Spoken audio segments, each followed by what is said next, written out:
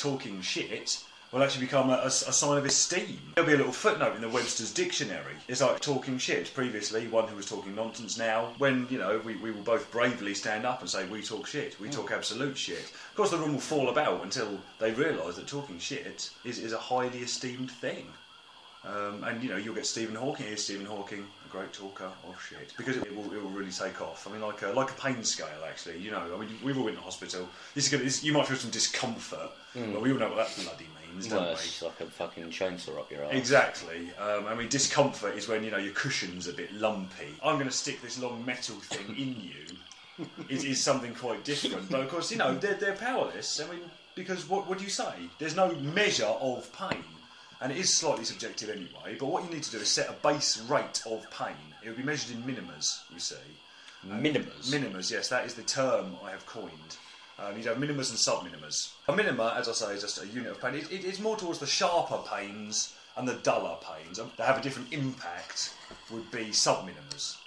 Not because blows and blunt objects somehow hurt less, but like, say you're going to be jabbed with a needle. And I'll just brace yourself, this will be, you know, about 5 minimers. But if you had a dislocated arm and they had to crack it back into position, this is going to be about 80 subminimers. There'd still be an element of subjectivity, but you would know where you were. You say, this is going to hurt, this is going to be about 50 minimers.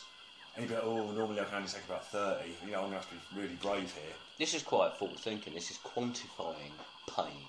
It's never been done before. Exactly, and it needs to be done for the good of the human race. So especially when you insurance claims. Can you not see a future where the insurance companies are trying to create an actuarial average of pain? Can you imagine the factories of where they're trying to get people's responses?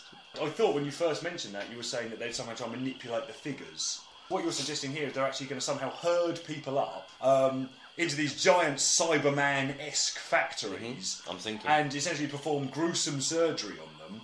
Either to raise or completely remove their pain thresholds, or possibly simply torture them until pain isn't an issue anymore, and they can simply shrug off whiplash, and then it's just a matter of mechanical repair. They could never do it officially, of course. I mean, they'd have to build some giant facility out in the middle of nowhere and kidnap people and fly them out there on secret UFO-type planes. It would cost a fair bit, but I think if they could get rid of all these whiplash claims and whatnot, they could probably claw it back.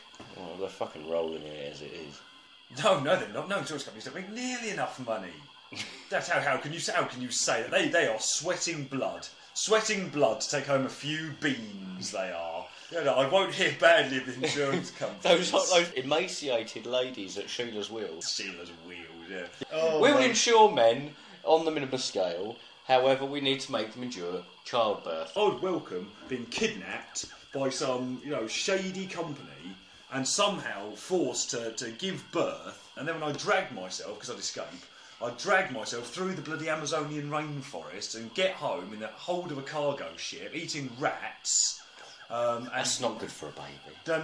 No, I'd have given birth by then, you see.